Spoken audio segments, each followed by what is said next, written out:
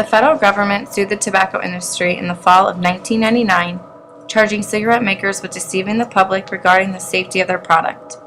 The U.S. Department of Justice asked for reimbursement of the money it had spent treating smoking-related illnesses of Medicare patients, military personnel, and federal employees. The government's decision to sue companies like Philip Morris raised eyebrows, particularly in light of a 70-year-old federally funded tobacco subsidy program. Since the Great Depression, the government has offered a price support program to tobacco, guaranteeing farmers crop prices if their harvest does not meet a set price at auction.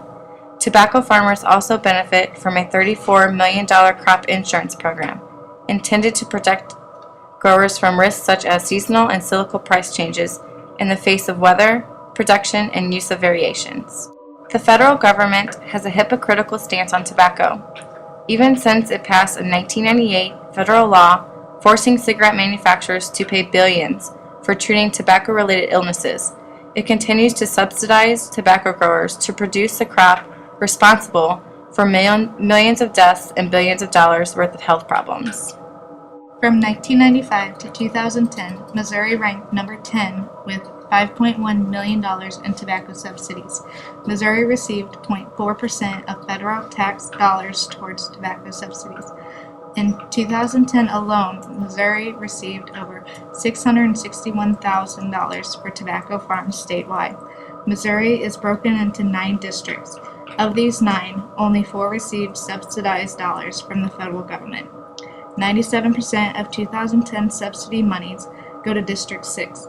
The top 9 counties in Missouri receive a total of $651,512. Of those top 9 counties, 6 of them fell within the 6th district. The number 1 county received a little over $410,000 alone. The next highest county received $138,000. The government could better spend dollars intended to support tobacco growers by helping those farmers transition to growing other crops. On the other hand, ending the program will not reduce the number of smokers or the number of smoking-related illnesses or deaths. Instead, it will be the nail in the coffin of the rural economy in many parts of the country.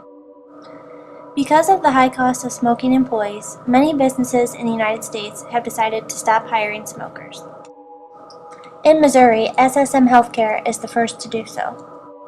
While SSM merely asks about your tobacco use, many other state hospitals administer a urine test. While you will not be fired if you are currently employed and smoke, you will miss out on the $30 received by employees every 6 months for declaring that they are smoke-free. Smoking in the workplace includes both direct and indirect costs to employers. Direct costs include dollars spent on health services such as health care benefits, disability, and workers' compensation.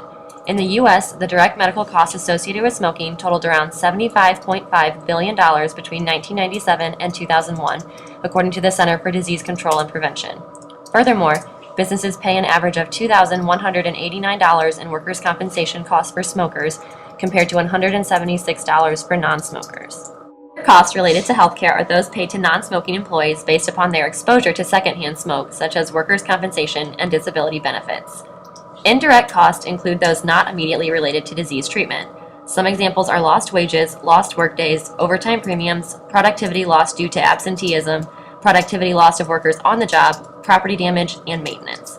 Lost worker production time due to tobacco use is greater than that due to alcohol consumption, family emergencies, age, or education.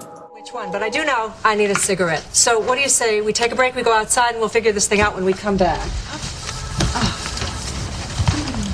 Rachel? Yeah. You smoke? Oh, no. My dad's a doctor, and he would always tell me just horror stories about ghosts and goblins who totally supported the princess's right to smoke.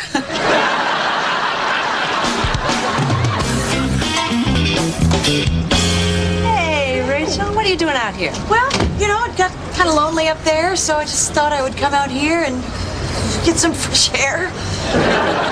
Nancy and I were just talking about the fall collection. Oh, great. So anyway, we really... Honey, I'm sorry. We're just smoking all over. You all right? No, that's okay. No. We'll move. You stay right. You know, I sent the designs over to Ralph, and I'm very excited about them. Oh, that's great. You are the best. Oh, Excuse me, can I buy one of those? Yeah, you know what, actually, this is... how funny over here. I thought you didn't smoke. You know, I thought you guys meant marijuana cigarettes. You know what I mean? Like doobies. And I thought to myself, wow, those guys are crazy. But no, I smoke the regular ones all the time. We get high. Oh, me too. I'm kidding. Oh, me too.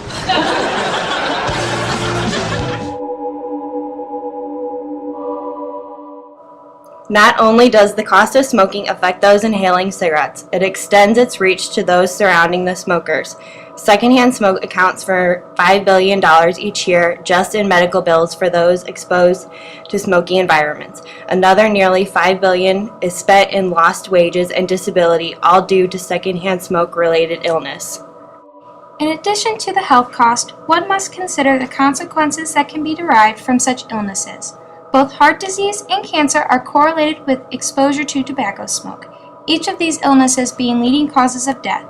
46,000 people alone die from heart disease annually due to secondhand smoke. 3,400 non-smoking individuals die each year from lung cancer. From a quantitative analysis, one cannot put a price on the loss of an individual's life. The potential of this opportunity cost cannot be weighed. In the end, the true cost of smoking is To businesses, $3,400 per smoking employee, which comes to $200 billion in U.S. healthcare cost and lost productivity. To taxpayers, $581 per household. To victims of secondhand smoke, $10 billion annually.